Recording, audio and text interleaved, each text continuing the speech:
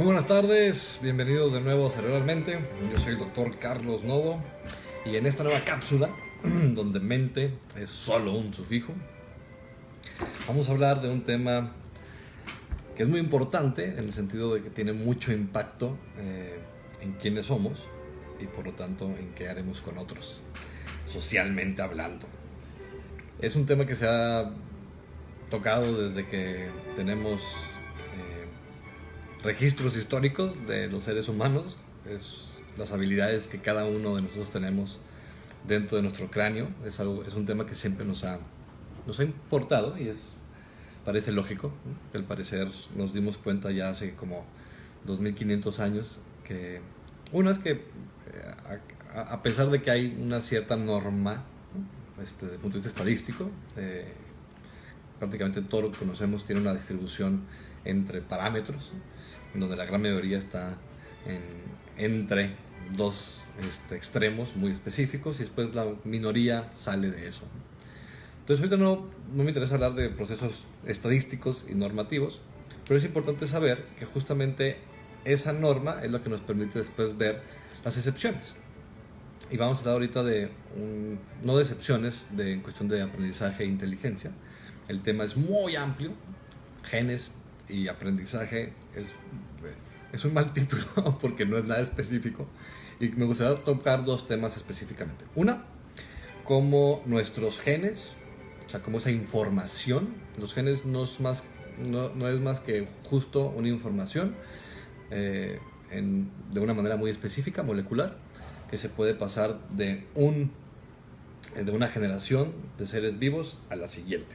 Es la manera que después de millones de años los seres vivos han logrado llegar a transmitir justamente información y aprendizaje que se va adquiriendo y que pueden pasar, ¿no? Para que no volvamos a repetir exactamente lo mismo. Y es tardado, es muy lento. Tan lento es que justamente seguimos repitiendo lo mismo que en los últimos 3000 años. Entonces, claro que es lento para nosotros que vivimos menos de 100, pero no es nada lento si vemos todo el proceso evolutivo y de cómo se fue creando todo lo que existe.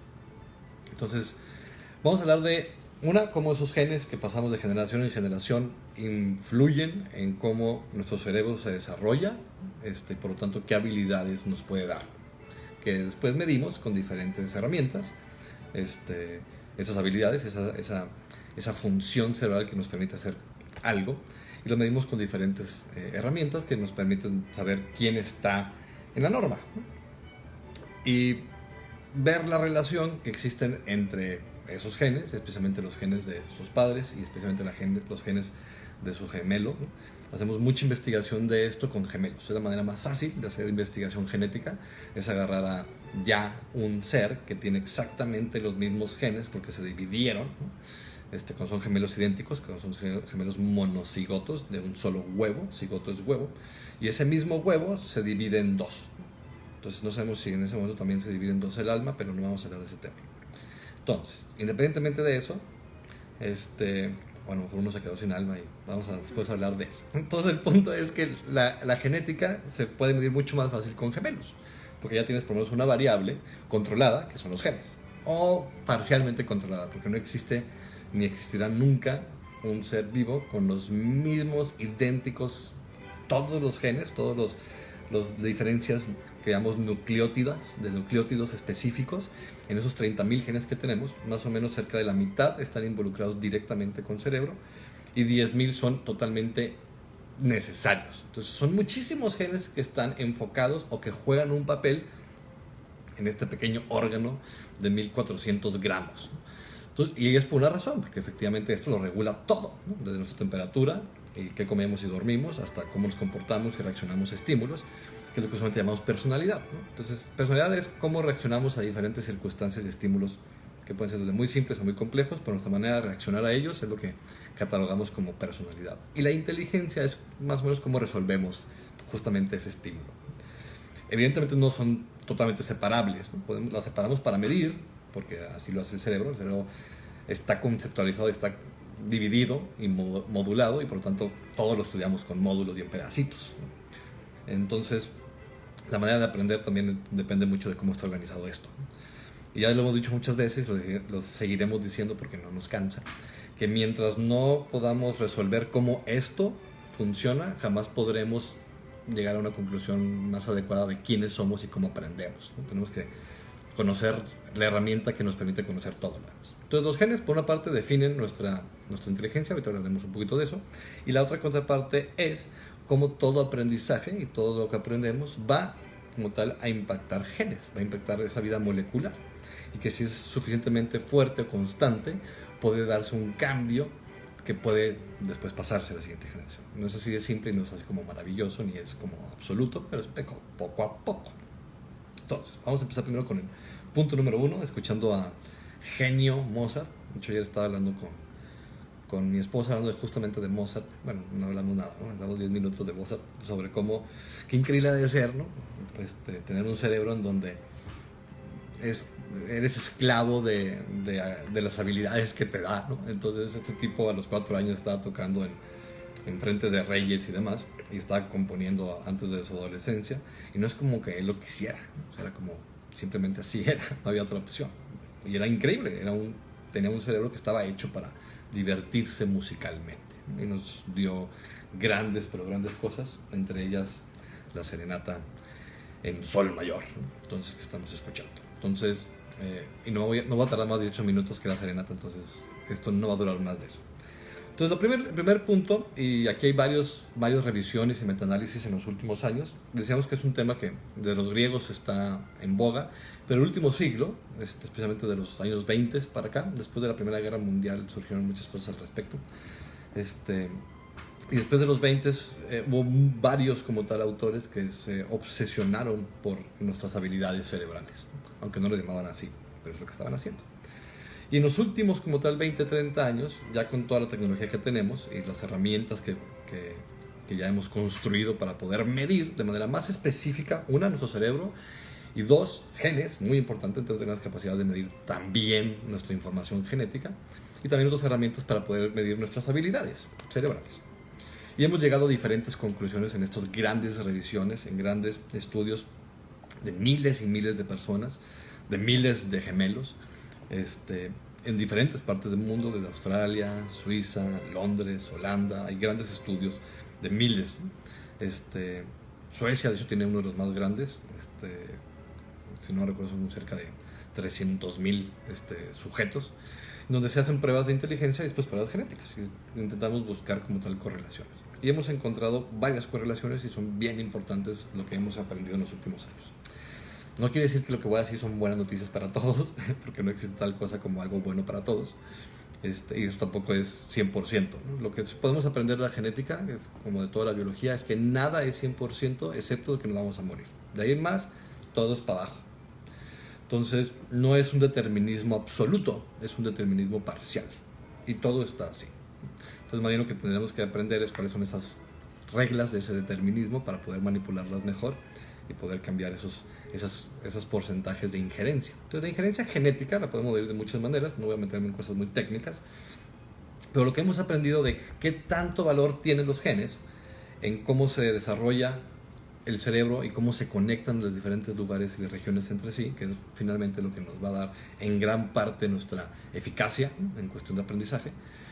Hemos llegado al punto en donde ya sabemos que va cambiando, la parte genética cambia, y no es que cambien los genes per se, sino que unos se activan y se desactivan, y también, aunque es una minoría, también van cambiando. Y también hablamos a veces, aquí no lo hablé, fue otra plática, también he mencionado que la variabilidad genética, inclusive entre el mismo sujeto, o sea, tenemos diferentes genes que en algunas partes del cerebro son distintos que en otras, o en unas partes están activos y en otras no. Entonces también hay que entender la vida genética como una red de pequeñas moléculas que van cambiando en el tiempo, y que muchos de ellos tienen un momento muy específico para activarse y justamente generar las proteínas que les corresponden, y asimismo generar cambios estructurales o funcionales en todos nuestros órganos.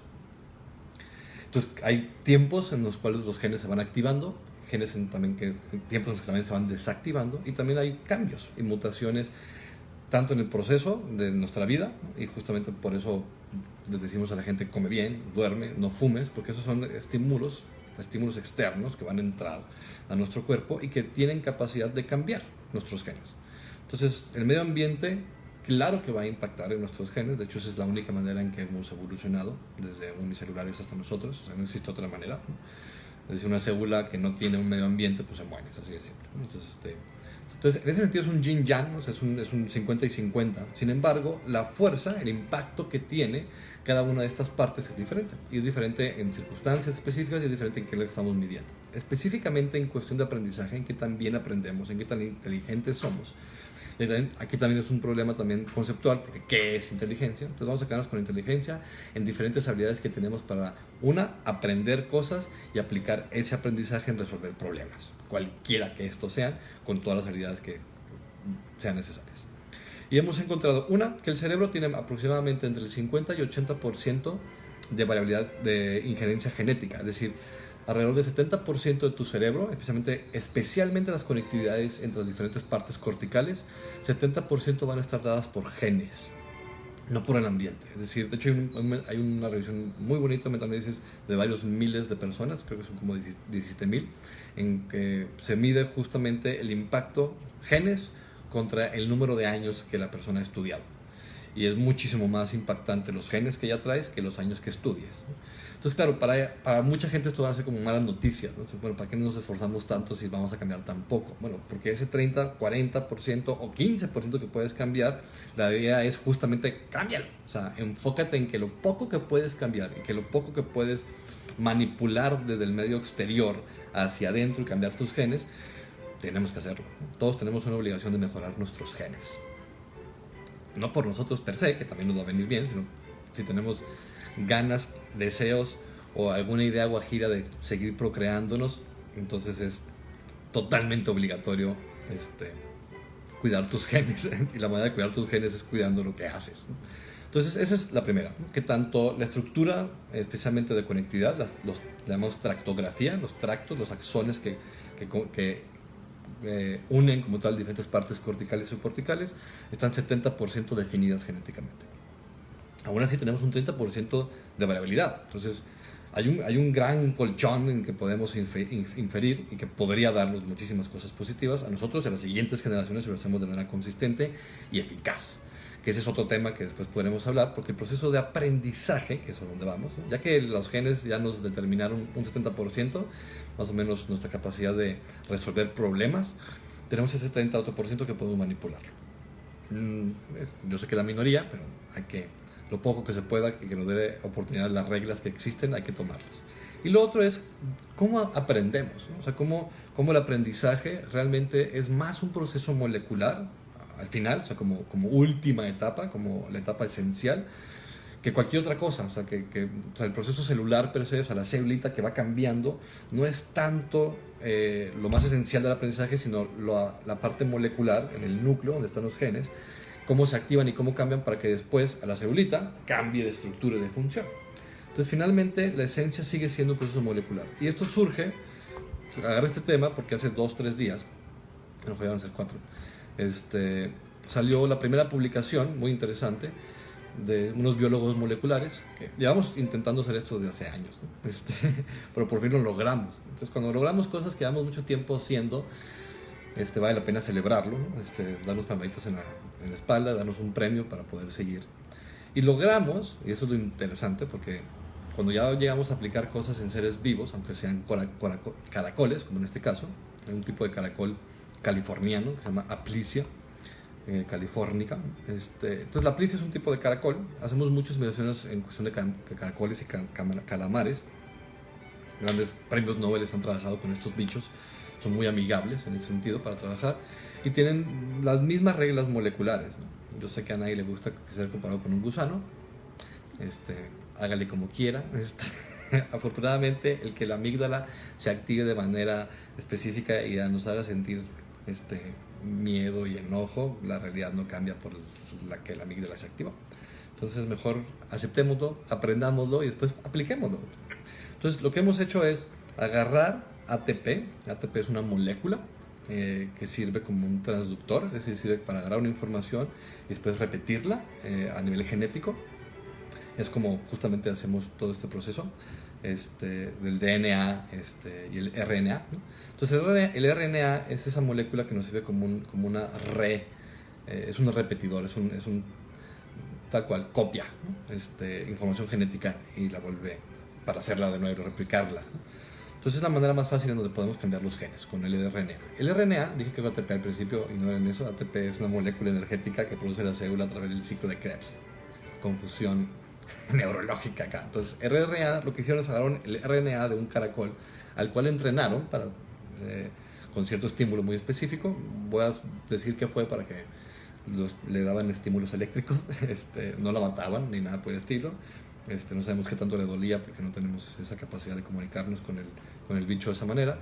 Sin embargo, ese estímulo eléctrico lo que queremos es provocar un cambio celular y después molecular, para que después lo que hace la célula es, una vez que tiene un estímulo consistente, el aprendizaje justamente hace que ese estímulo cambie el núcleo, que active ciertos genes, esos genes cambian la sinapsis de la célula, cambia la célula y la sinapsis, la hace mucho más eficaz. Es decir, que ya no es necesario que tanto estímulo para provocar la misma respuesta en la célula. Se hace más eficaz en el proceso. Eso es el aprendizaje en gran parte.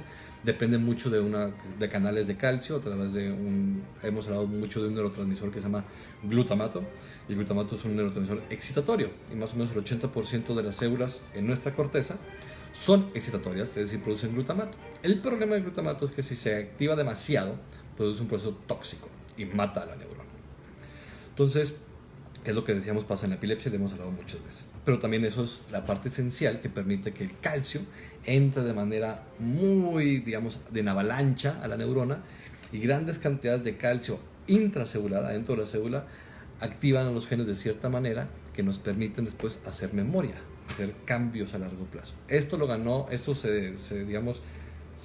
tuvimos mucho más información más organizada y una teoría perfectamente bien hecha para el 2006, bueno, un poquito antes, pero en el 2006 ganó el premio Nobel Candel al respecto. Entonces, esto calcio, que hay otras moléculas al respecto, pero es lo que hace que cambie la parte genética.